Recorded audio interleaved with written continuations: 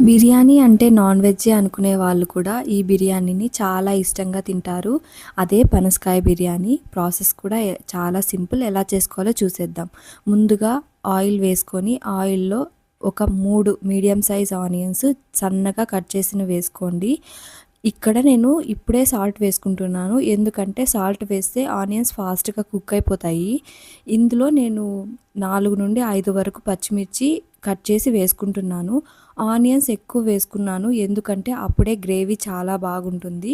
ఇప్పుడు నేను 2 స్పూన్స్ వరకు అల్లం వెల్లుల్లి పేస్ట్ వేసుకొని హై ఫ్లేమ్‌లోనే 1 నిమిషం వరకు టాస్ చేసుకుంటున్నాను. పచ్చివాసన పోయాక 1 కప్ వరకు టమోటా వేసుకుంటున్నాను. ఇది మంచిగా మగ్గాలి. అప్పుడే గ్రేవీ థిక్‌గా ఉంటుంది. కన్సిస్టెన్సీ బావుంటుంది. ఇందులో నేను ఒక హాఫ్ కప్ వరకు పెరుగు వేసుకుంటున్నాను. దీంట్లోనే నేను మసాలాస్ ఇప్పుడే యాడ్ చేసుకుంటున్నాను. ఒక హాఫ్ స్పూన్ వరకు పసుపు, 2 స్పూన్ వరకు గరం మసాలా, 1 స్పూన్ ధనియాల పొడి, 1 స్పూన్ బిర్యానీ మసాలా, 1 స్పూన్ జీలకర్ర పొడి వేసుకున్నాను. ఇప్పుడు వీటిల్ని ఒక 1 మినిట్ వరకు హై ఫ్లేమ్‌లోనే తిప్పుకున్నాను. ఎందుకంటే మసాలాస్ అన్నీ పచ్చివాసన పోతాయన్నమాట.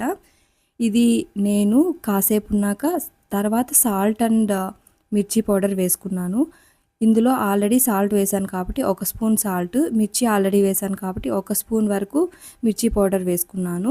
వీటిని కూడా 1 నిమిషం వరకు హై ఫ్లేమ్‌లో మగ్గించుకున్నాను. తర్వాత మూత పెట్టేసి కాసేపు థిక్‌గా గ్రేవీ అయ్యేలాగా కన్సిస్టెన్సీ ఉండేలాగా వేడి చేసుకున్నాను. దాని తర్వాత మన మెయిన్ ఇంగ్రీడియంట్ పనసకాయ వేసుకుంటున్నాను. ఇవి 2 కప్స్ అయ్యేలాగా వేసుకున్నాను. పెద్ద కప్‌తో ఒకటి తీసుకున్నాను. ఇందులోనే ఒక హాఫ్ కప్ వరకు కొత్తిమీర వేసుకొని మగ్గించుకుంటున్నాను. ఒక 2 మినిట్స్ వరకు హై ఫ్లేమ్‌లో పెట్టుకుంటే ఇది కొంచెం పచ్చివాసన పోతుంది. దాని తర్వాత ఒక ముక్కాలు గ్లాస్ వాటర్ వేసుకుంటున్నాను. ఇది ఎందుకు అంటే మంచిగా కుక్ అవుతుందనమాట. దాంట్లోనే ప్యారలల్‌గా ఇంకొక సైడ్ నేను దమ్ బిర్యానీకి రెడీ చేసుకుంటున్నాను. బేసిక్ బిర్యానీ మసాలాస్ అన్నీ వేసుకొని ఒక 2-3 వరకు పచ్చిమిర్చి కట్ చేసుకున్నవి వేసుకొని అలానే బిర్యానీ ఆకు, ఒక స్లైస్ నిమ్మకాయ వేసుకున్నాను. అందులోనే కొత్తిమీర కాడలను వేసుకున్నాను. ఒక 3 స్పూన్స్ వరకు గల్లుప్పును వేసుకున్నాను. ఒక స్పూన్ వరకు ఆయిల్‌ని వేసుకొని 30 మినిట్స్ టు 45 మినిట్స్ నానబెట్టుకున్న బాస్మతి రైస్‌ని వేసుకుంటున్నాను. ఇవి తప్పకుండా నానబెట్టాలండి. అప్పుడే దమ్ బిర్యానీ చాలా పర్ఫెక్ట్‌గా కుక్ అవుతుంది.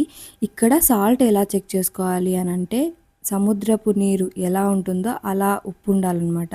ఇందులోనే ఒక స్పూన్ వరకు చిన్న స్పూన్ వరకు ఘీ వేసుకుంటున్నాను. చూసారు కదా పక్కన ఇలా కుక్ అవుతూ ఉంటుంది. వాటర్ వేసాం కదా! ఇందులోనే ఇక్కడ కూడా ఒక స్పూన్ వరకు ఘీ వేసుకున్నాను. చూడండి మంచిగా కుక్ అయిపోయింది. బాగా తెలుస్తుంది. పట్టుకుంటే తెలుస్తుందనమాట పనసకాయ ఎలా ఉందనేసి.